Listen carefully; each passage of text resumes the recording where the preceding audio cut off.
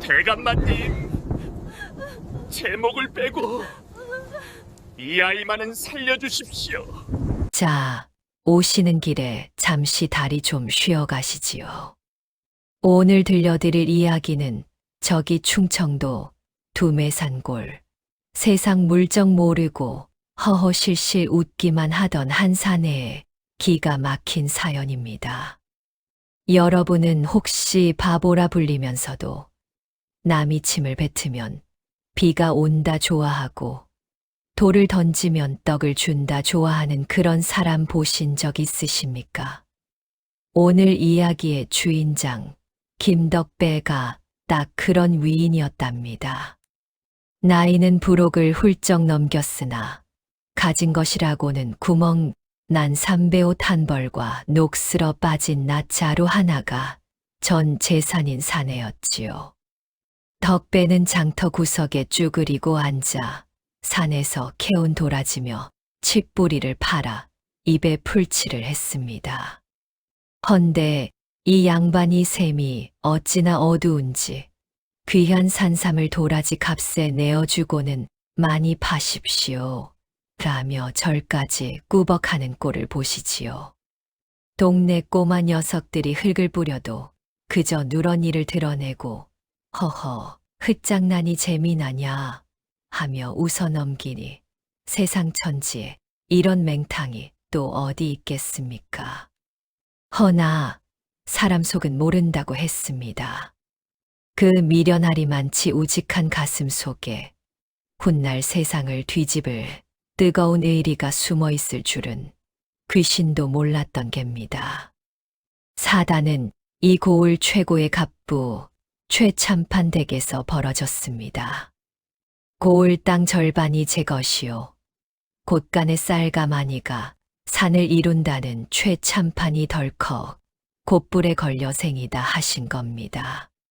평소 바늘로 찔러도 피 한 방울 안 나올 것 같던 양반이 가는 마당에는 무슨 바람이 불었는지 일가 친척과 하인들을 모두 안방으로 불러들였습니다. 방 안에는 양 냄새가 진동을 하고 촛불은 바람 앞에 등불처럼 위태롭게 흔들리고 있었지요.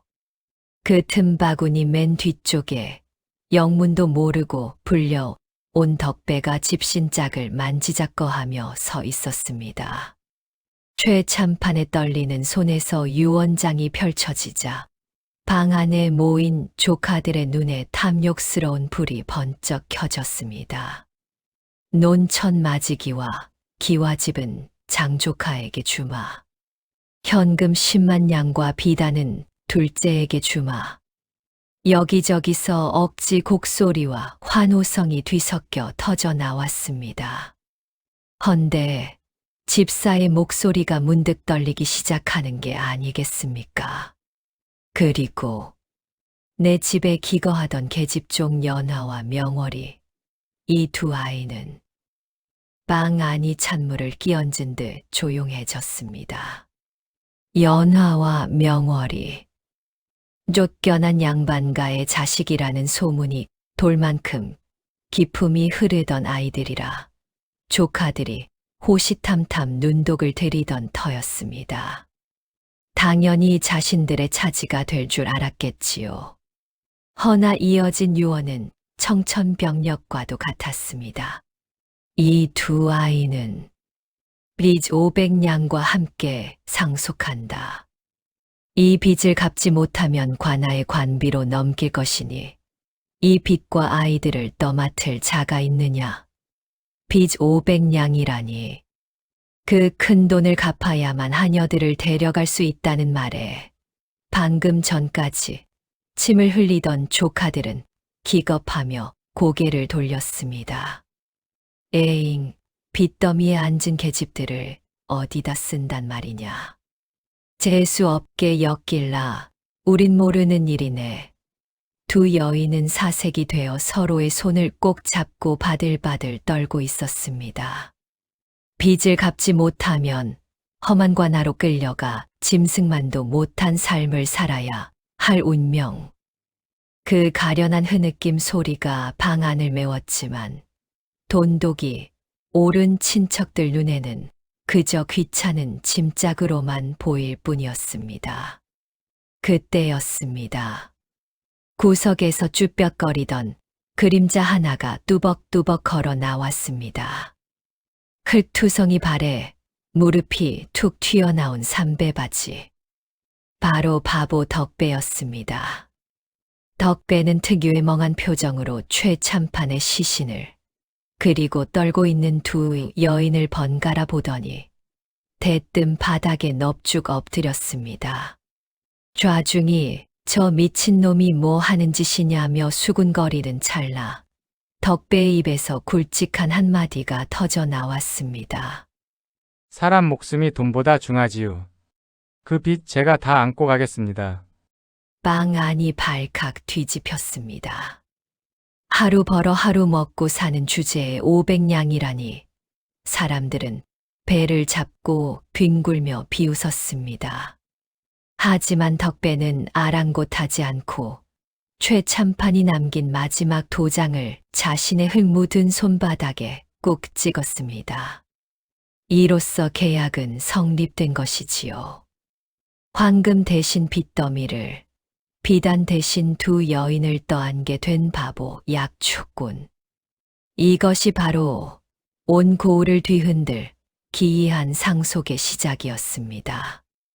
장례가 끝나고 덕배는 두 여인을 데리고 자신의 오두막으로 향했습니다. 다 쓰러져가는 초가지, 구멍 숭숭 뚫린 문풍지. 곱게 자란 듯한 두 여인이 살기엔 마구간보다 못한 곳이었지요. 연화와 명월이는 기가 막혀 말도 나오지 않았습니다. 이제 이 냄새나는 사내의 수발을 들며 살아야 한다니 앞길이 캄캄했을 겁니다. 그런데 방에 들어선 덕배가 주섬주섬 아랫목에 이불을 펴주며 하는 짓을 보십시오. 그는 자신이 주인임에도 불구하고 마치 상전을 모시듯 뒷걸음질을 쳤습니다. 아이고, 누추해서 어쩌나. 아기씨들은 여기 따뜻한 아랫목에 앉으셔요. 저는 저기 부엌 가궁이 앞에서 자면 되니께.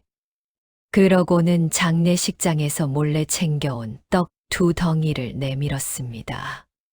시장하실 텐데 이거라도 드셔요. 흙은 제가 다 털어냈구만요. 그 투박한 손에 들린 하얀 떡. 두 여인은 서로의 얼굴을 쳐다보며 생각했습니다. 이 사내 정말 바보인가? 아니면 다른 꿍꿍이가 있는 것인가? 하지만 그들의 의심이 무색하게도 덕배의 눈은 밤하늘의 별처럼 맑기만 했습니다. 날이 밝았습니다. 쓰러져가는 오두막 틈새로 아침 햇살이 비집고 들어오자 선잠을 자던 연화와 명월이가 화들짝 놀라 일어났습니다. 비록 하루아침에 팔려온 신세가 되었지만 어쨌든 덕배는 그녀들의 주인이 아니겠습니까? 양반가에서 자랐어도 법도는 아는지라 두 여인은 서둘러 부엌으로 나갔습니다.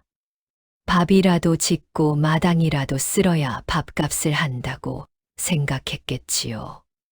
연화가 고운 손으로 빗자루를 잡으려던 찰나였습니다. 아이고, 안 돼요. 그건 오셔요, 얼른. 밖에서 물을 길어오던 덕배가 물동이도 내팽개치고 허둥지둥 달려왔습니다. 그러고는 기겁을 하며 연화의 손에서 빗자루를 뺏어 들었지요. 아기씨들 손은 붓을 잡고 바늘을 잡을 손이지 이런 거친 빗자루 잡을 손이 아니구만요. 얼른 방으로 들어가셔요. 냉큼 참으로 기가 막힌 풍경 아닙니까?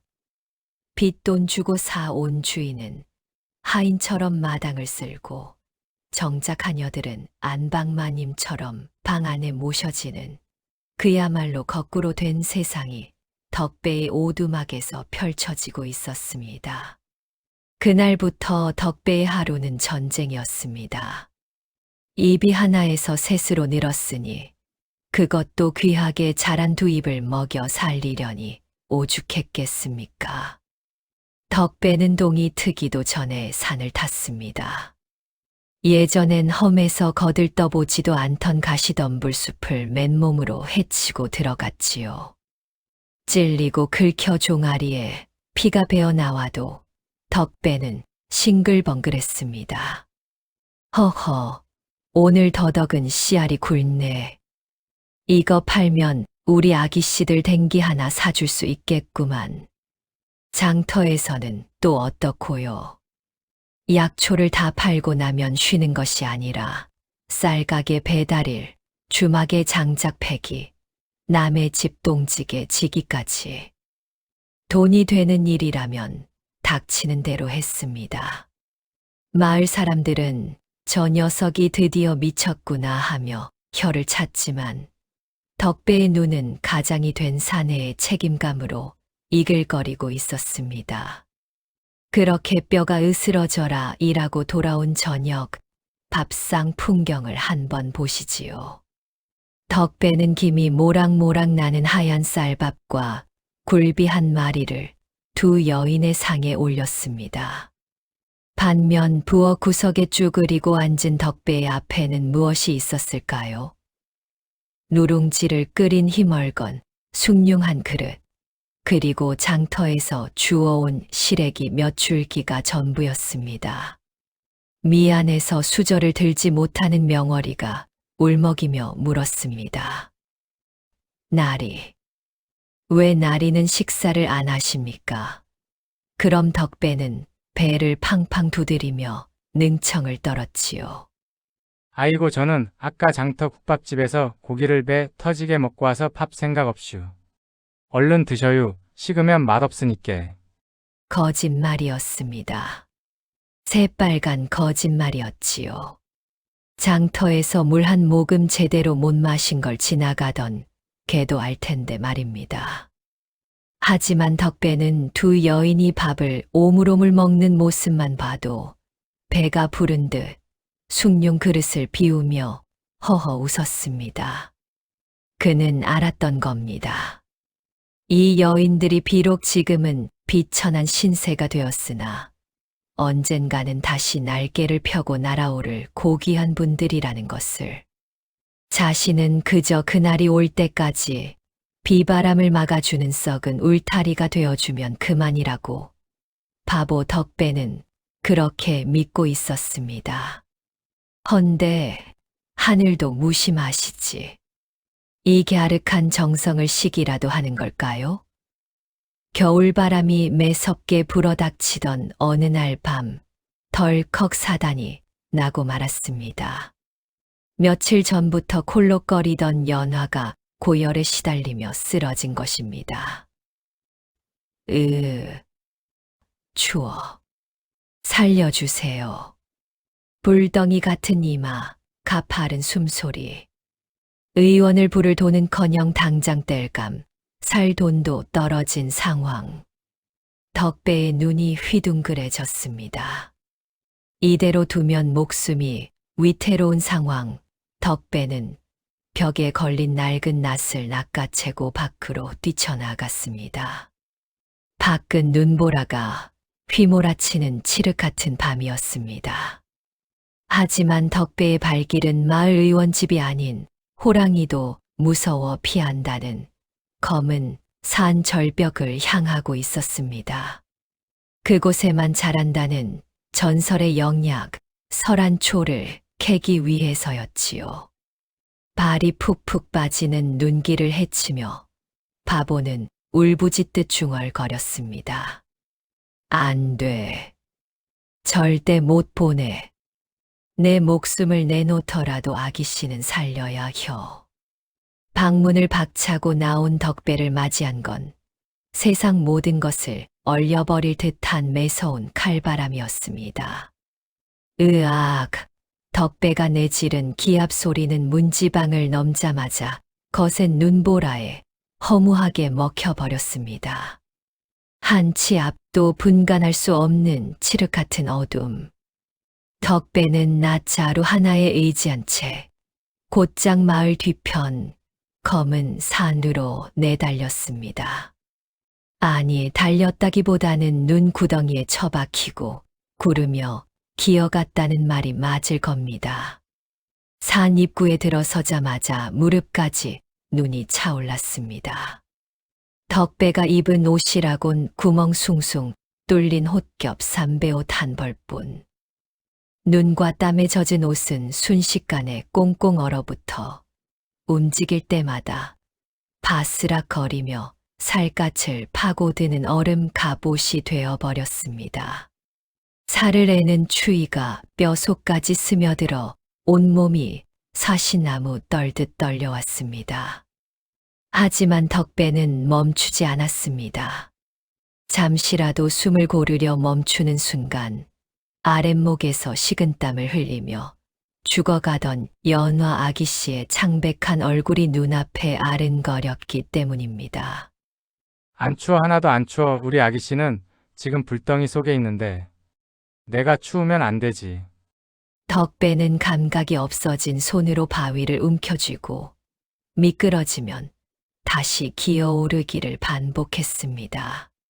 손톱이 뒤집어지고 손가락 끝에서 피가 철철 흘러 하얀 눈을 붉게 물들였지만 그는 아픔조차 느끼지 못했습니다. 그 미련하고도 뜨거운 충심 하나가 얼어붙어 가는 심장을 억지로 쿵 뛰게 만들고 있었으니까요. 그렇게 얼마나 올랐을까요? 드디어 마을 노인들이 말하던 절벽 끝 약초가 자란다는 바위 아래에 도착했습니다. 하지만 눈앞에 펼쳐진 건 절망뿐이었습니다. 약초가 있어야 할 자리에 산더미 같은 눈과 바위가 뒤엉켜 있었기에 때문입니다. 덕배는 미친 사람처럼 맨손으로 언 땅을 파헤치기 시작했습니다. 여기 어디쯤인데? 제발 나와라. 제발. 아무리 파도 흙과 돌뿐 약초는 보이지 않았습니다.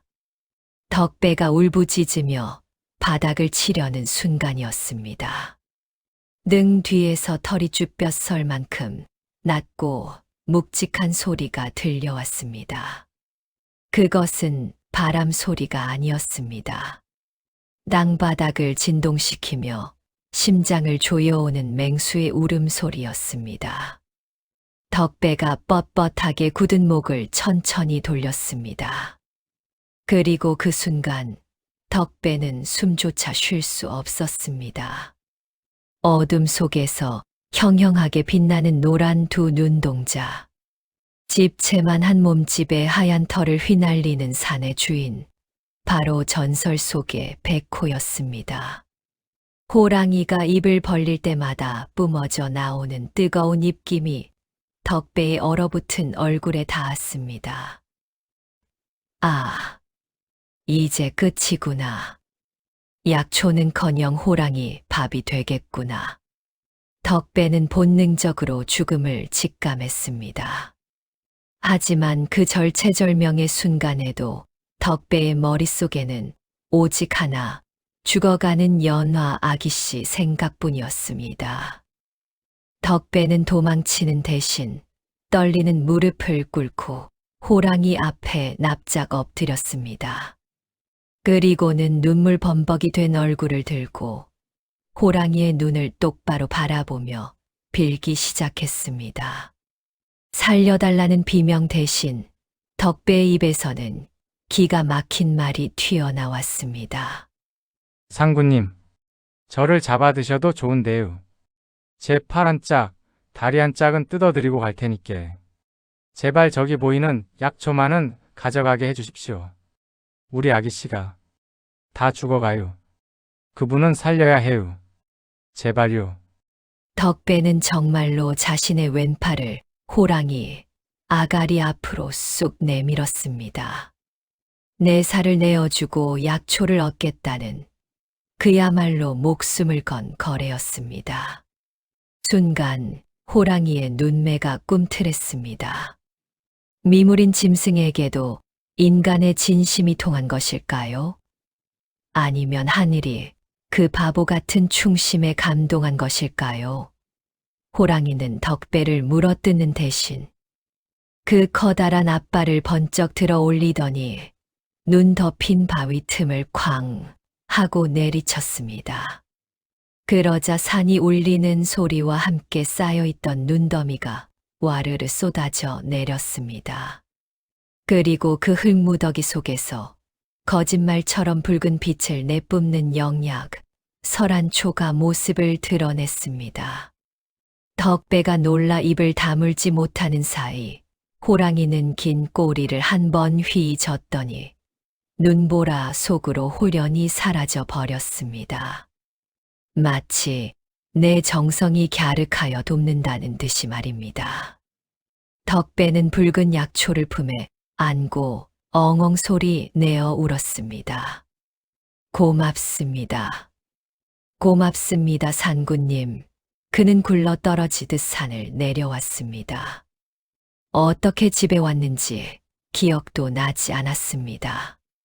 오자마자 떨리는 손으로 약탕기에 불을 지피고 정성껏 약을 달여 연화의 입에 떠 넣어 주었습니다. 지성이면 감천이라 했던가요. 사경을 헤매던 연화의 숨소리가 점차 고르게 변하더니 이내 식은땀이 먹고 열이 뚝 떨어졌습니다.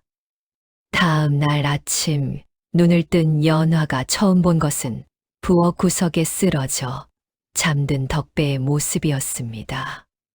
그런데 그 모습이 처참하기 그지없었습니다. 손발은 퉁퉁 부어 터져 있었고 옷은 갈기갈기 찢겨 피와 흙이 엉겨 붙어 있었습니다. 자신이 편안하게 자는 동안 이 사내가 어떤 지옥을 다녀왔는지 짐작조차 할 수 없는 모습이었지요. 연화와 명월이는 잠든 덕배의 상처투성이 손을 잡고 하염없이 눈물을 흘렸습니다. 그제야 두 여인은 뼈저리게 깨달았습니다. 이 사내는 그저 돈 주고 산 늙은 하인이 아니라 하늘이 자신들을 지키기 위해 내려보낸 수호신이라는 것을 말입니다. 그렇게 지옥 같은 밤이 지나고 덕배의 지극한 정성 덕분에 연화 아기씨는 기적처럼 기력을 되찾았습니다. 며칠 뒤 아기씨가 털고 일어나 마당에 나오자 덕배는 좋아서 어쩔 줄을 몰라 마당을 빗자루로 쓸고 또 쓸었지요. 헤헤, 이제 봄이 오려나 봐요. 우리 아기씨 얼굴에도 꽃이 피었네. 오두막에는 다시 웃음소리가 돌았고 이 행복이 영원할 것만 같았습니다. 하지만 호사다마라 했던가요? 좋은 일에는 반드시 막아 낀다고. 이들의 소박한 행복을 시기하는 검은 그림자가 기어이 대문을 넘어오고 말았습니다.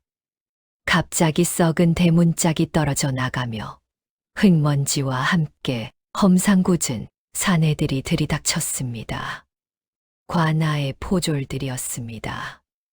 이놈, 죄인 최간의 역적의 딸들을 여기 숨겨두고 있었다지. 평화롭던 오두막은 순식간에 아수라장이 되었습니다. 포졸들은 신을 새도 없이 방으로 뛰어들어가 비명을 지르는 연화와 명월이의 머리채를 짐승 잡듯 휘어잡고 끌어냈습니다. 마당 한 구석에서 약초를 다듬던 덕배가 그 꼴을 보고 눈이 뒤집혔습니다. 안 됩니다. 절대 안 됩니다. 덕배는 낫을 내던지고 맨몸으로 달려가 포졸의 허리춤을 붙잡고 늘어졌습니다. 포졸이 발길질로 덕배의 가슴팍을 걷어찼지만 덕배는 튕겨나가면서도 다시 기어와 앞을 가로막았습니다. 평소엔 바보처럼 허허실실 웃던 그 순한 눈이 순간 새끼 잃은 어미 호랑이처럼 시퍼렇게 타올랐습니다. 서슬퍼런 창끝이 덕배의 목을 겨누었습니다. 비키거라. 이 미천한 놈이 관아의 명을 어길 셈이냐. 죽고 싶으냐. 목덜미에 차가운 쇠붙이가 닿았지만 덕배는 발바닥을 땅에 박은 듯 꿈쩍도 하지 않았습니다. 오히려 그 넙대대한 가슴을 활짝 펴고 목이 터져라 외쳤습니다. 제 목숨을 베고 가십시오. 이분들은 제 주인님들입니다. 제 숨이 붙어있는 한 절대로 못 데려갑니다. 하지만 힘없는 약초꾼이 관아의 힘을 어찌 당해내겠습니까? 결국 덕배는 개처럼 질질 끌려가고 두 여인은 포승줄에 묶인 채 관아 마당에 내동댕이 쳐졌습니다. 동원 높은 마루에는 이 고을에 새로 부임한 탐욕스러운 사또가 기름진 얼굴로 그들을 내려다보고 있었습니다. 그는 백성의 고혈을 빨아먹고 예쁜 여인만 보면 사족을 못 쓴다는 천하의 탐관오리였지요. 흐흐흐. 소문대로 일세기로구나. 여봐라. 저 계집들이 내 수청을 들겠다고 할 때까지 매우 쳐라. 형방이 굵은 몽둥이를 치켜들었습니다. 물에 불려 묵직해진 저 몽둥이로 가녀린 여인들을 친다면 뼈가 으스러지고 살이 터질 것은 불보듯 뻔한 일. 연화가 공포에 질려 하고 비명을 지르려는 찰나였습니다. 포승줄을 끊을 듯이 몸부림치던 덕배가 형틀 위로 몸을 날렸습니다. 둔탁한 타격음이 관아 마당을 울렸습니다. 하지만 비명은 여인의 입이 아니라 덕배의 입에서 지식여져 나왔습니다. 덕배가 연화의 등 위를 자신의 온몸으로 덮어버린 것입니다. 사또가 길길이 날뛰었습니다. 이놈이 미쳤구나. 내 놈이 대신 맞겠다는 게냐? 저 놈부터 쳐라. 살점이 떨어져 나갈 때까지 쳐라. 매질이 다시 시작되려 하자 덕배는 피가 배어 나오는 입술로 씩 바보 같은 웃음을 지으며 소리쳤습니다. 해의 날이 보시다시피 제가 촌놈이라 살집이 두껍지 않습니까 가요. 저분들은 뼈만 남아서 때릴 데도 없이 차라리 저를 치세요. 100대든 1000대든 제가 다 맞을 테니께. 제 등짝이 가죽 같아서 하나도 안 아파요. 그때부터 처절한 매질이 시작되었습니다. 1대, 2대, 10대. 몽둥이가 내리꽂힐 때마다 덕배의 등에서는 붉은 피가 튀고 옷이 걸레짝처럼 찢겨 나갔습니다. 구경하던 백성들은 차마 눈뜨고 볼 수 없어 고개를 돌리고 여기저기서 훌쩍이는 소리가 들려왔습니다. 하지만 덕배는 그 모진 고통 속에서도 형틀을 움켜잡은 두 손을 절대 놓지 않았습니다. 혹여나 손을 놓으면 그 매가 밑에 깔린 아기씨들에게 갈까봐 이를 악물고 짐승처럼 버틴 것입니다. 괜찮아요. 아기씨 눈 감으셔요. 소리 듣지 마셔요. 저 진짜 하나도 안 아파요. 50대가 넘어가자 덕배의 등은 붉게 짓물러 형체를 알아볼 수 없게 되었고 의식은 가물가물해져 갔습니다. 호랑이 앞에서도 굴하지 않았던 그 강인한 육체가 탐관오리의 매질 앞에서는 속절없이 무너져 내리고 있었습니다. 그런데 말입니다. 기절한 줄 알았던 덕배의 허리춤에서 툭 하고 무언가가 떨어졌습니다. 매질의 충격으로 덕배가 보물단지처럼 늘 차고 다니던 그 낡은 대나무, 약초 바구니가 부서진 것입니다. 그리고 그 쪼개진 바구니 밑바닥 틈새에서 꼬깃꼬깃하게 접힌 누런 종이 뭉치 하나가 힘없이 굴러나왔습니다. 피투성이가 되어 실신한 덕배. 그 옆에 나뒹구는 부서진 대나무 바구니. 그리고 그 찢어진 틈새로 삐져나온 낡고 누런 봉투 하나. 모든 시선이 그 봉투로 쏠렸습니다. 동원 위에서 헐떡이며 분을 사귀던 사또가 눈을 가늘게 떴습니다. 저게 무엇이냐? 거지 놈 등짐 속에 웬 편지가 있단 말이냐? 뇌물이라도 숨겨둔 게냐? 형방이 쭈뼛거리며 다가가 조심스럽게 봉투를 주워 올렸습니다. 겉면은 낡아서 너덜너덜해졌지만 봉투 입구는 붉은 인주로 단단히 봉해져 있는 것이 예사 물건이 아니어 보였습니다. 사또가 귀찮다는 듯 봉투를 낚아채 거칠게 뜯었습니다. 어디 보자. 무슨 개소리를 적어놨는지. 종이를 펼쳐든 사또의 눈이 위아래로 훑어 내려갔습니다. 그런데 첫 줄을 읽기도 전에 사또의 동공이 지진이라도 난 듯 흔들리기 시작했습니다. 비웃음이 걸려있던 입꼬리가 서서히 굳어지더니 이내 얼굴색이 백지장처럼 하얗게 질려버렸습니다. 잡고 있던 손이 사시나무 떨듯 덜덜 떨리더니 급기야 하는 외마디 비명과 함께 뒤로 나자빠질 뻔했지요. 그 종이는 단순한 편지가 아니었습니다. 종이 한가운데 시뻘건 임금님의 도장이 쾅 찍혀있는 신원교지. 풀어 말하면 억울하게 역적으로 몰렸던 연화와 명월이 가문의 누명을 벗기고 그 지위를 예전처럼 다시 양반으로 돌려놓으라는 왕의 엄명서였던 것입니다. 사연은 이러했습니다. 돌아가신 최참판은 이미 한양의 소식을 듣고 이들의 누명이 벗겨졌다는 사실을 알고 있었습니다. 허나 그 문서가 공개되면 재산을 노리는 친척들이나 탐관오리가 문서를 가로채고 아이들을 해코지할까봐 걱정했던 것이지요.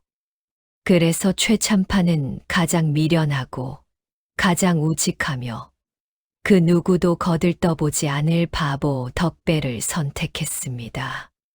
가장 안전한 금고는 저 바보 녀석의 등짐 속이다. 저 놈이라면 목숨을 걸고 바구니를 지킬 테니. 그 깊은 뜻도 모르고 정신을 차린 덕배는 피를 토하며 사또를 향해 손을 뻗었습니다. 나리, 그거 돌려주셔요. 우리 주인 영감마님께서 저 죽으면 태워달라고 주신 부적이에요. 그거 없으면 우리 아기씨들 복 달아나요. 끝까지 그게 부적인 줄만 알고 있었던 바보. 황금을 돌같이 여기고 왕의 명령서를 부적처럼 여기며 목숨 걸고 지켜온 그 순박한 충심 앞에 사또는 다리에 힘이 풀려 주저앉고 말았습니다. 이 문서가 나온 이상 이제 죄인은 연화와 명월이가 아니라 왕명을 어기고 귀한 분들을 능욕한 사또 자신이 되기 때문입니다. 이럴 수가.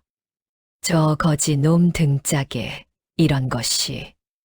사또가 덜덜 떨며 뒷걸음질 치던 그때였습니다. 관아 밖에서 천지를 뒤흔드는 우렁찬 함성이 터져 나왔습니다. 암행어사 출두요. 닫혀있던 관아의 대문이 활짝 열리며 마패를 든 암행어사가 역졸들을 이끌고 들이닥쳤습니다. 부패한 탐관오리는 듣거라. 내 죄가 하늘을 찌르니 당장 관복을 벗고 포박을 받아라. 사색이 된 사또와 형방들이 혼비백산하여 도망치려 했지만 이미 독 안에 든 쥐였습니다. 관아는 순식간에 뒤집어졌습니다. 포졸들이 사또를 포박하는 사이 연화와 명월이는 피투성이가 된 덕배에게 달려가 그를 끌어안았습니다. 덕배야, 나리, 눈 좀 뜨세요. 이제 살았습니다. 덕배는 흐릿한 눈으로 두 여인을 바라보며 바닥에 떨어진 깨진 바구니 조각을 주섬주섬 챙기려 애썼습니다.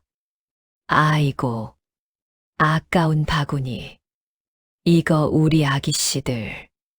나물 캐 드려야 하는데 다 부서졌네. 자신의 몸이 부서진 것은 생각 않고 고작 나물 바구니 부서진 것을 걱정하는 이 천치 같은 사내. 그 모습을 지켜보던 암행어사도 구경하던 백성들도 모두 눈시울을 붉히며 고개를 숙였습니다. 하늘이 내린 바보 김덕배. 그의 우직한 믿음이 기어이 세상을 바꾼 것입니다. 암행어사의 출두로 고을은 발칵 뒤집혔습니다. 백성의 고혈을 빨던 사또와 그 일당들은 줄줄이 포승줄에 묶여 한양으로 압송되었고 덕배의 바구니에서 나온 왕의 명령서 덕분에 연화와 명월이는 드디어 역적의 누명을 벗고 양반 신분을 되찾게 되었습니다. 고을 사람들은 모두 거리로 쏟아져 나와 만세를 부르며 춤을 추었지요. 그야말로 10년 묵은 체증이 쑥 내려가는 통쾌한 날이었습니다. 며칠 뒤 덕배의 오두막 앞에는 비단으로 장식된 화려한 가마와 하인들이 줄지어 섰습니다. 한양에 있던 연화의 친척들이 소식을 듣고 이들을 모시러 온 것입니다. 이제 연화와 명월이는 더 이상 낡은 무명옷을 입은 하녀가 아니었습니다. 고운 비단옷을 차려입고 머리에는 옥비녀를 꽂은 영락없는 양반집 교수의 모습이었지요. 사람들은 이제 고생 끝 행복 시작이다라며 부러워했습니다. 그런데 정작 덕배의 모습이 보이지 않았습니다. 덕배는 어디에 있었을까요? 그는 사람들 틈에 끼지도 못하고 부엌 구석에서 주섬주섬 짐을 싸고 있었습니다. 짐이라고 해봐야 깨진 바구니, 조각과 다 떨어진 집신 한 켤레가 전부였지만 말입니다. 덕배는 쓴웃음을 지으며 혼잣말을 중얼거렸습니다. 그렇고 말고 귀하신 분들이 이제 제자리로 가시는데 나 같은 천한 놈이 곁에 있으면 흉만 되지. 나는 내 갈 길 가는 게 맞아. 덕배는 몰래 뒷문으로 빠져나가려 했습니다. 자신이 떠나야 두 여인이 과거의 험한 기억을 잊고 새 출발을 할 수 있을 거라 믿은 바보 같은 배려였지요. 그때였습니다. 덕배 아저씨, 아니 아버지, 다급한 외침과 함께 연화와 명월이가 버선발로 뛰어와 덕배의 앞을 가로막았습니다. 덕배가 깜짝 놀라 뒷걸음질 쳤습니다. 아이고 아기씨들, 흘 묻어요. 얼른 가마에 오르셔요. 저는 산으로 돌아가서 약초나 캐며 살랍니다. 그러자 연화가 눈물을 글썽이며 고개를 세차게 저었습니다. 그게 무슨 말씀이세요? 저희만 잘 살라고 가라니요? 아저씨가 저희를 어떻게 살렸는데요? 그리고는 명월이가 품에서 무언가를 꺼냈습니다. 그것은 알록달록한 꽃이 수놓아진 예쁜 꽃신 한 켤레였습니다. 남자에게 꽃신이라니 어울리지 않는 물건이었지만 거기엔 깊은 뜻이 있었습니다. 명월이는 흙투성이인 덕배의 발 앞에 무릎을 꿇었습니다. 덕배가 기겁을 하며 발을 뺐지만 두 여인은 억지로 덕배의 거친 발에 꽃신을 신겨 주었습니다. 이 신발 신고 저희랑 같이 가요. 저 험한 산길, 가시밭길 말고 이제는 저희가 꽃길만 걷게 해드릴게요. 덕배의 눈에서 참았던 눈물이 툭 하고 떨어졌습니다. 아기씨, 저는 배운 것도 없고 가진 것도 없는 상놈인데. 그러자 연화가 덕배의 거친 손을 자신의 볼에 비비며 말했습니다. 피가 섞여야만 부모인가요? 저희 굶기지 않으려고 흙을 파먹고, 저희 살리려고 호랑이 굴에 들어가고, 저희 대신 매를 맞아주신 분이십니다.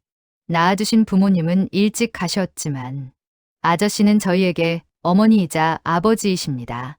어머니. 그렇습니다.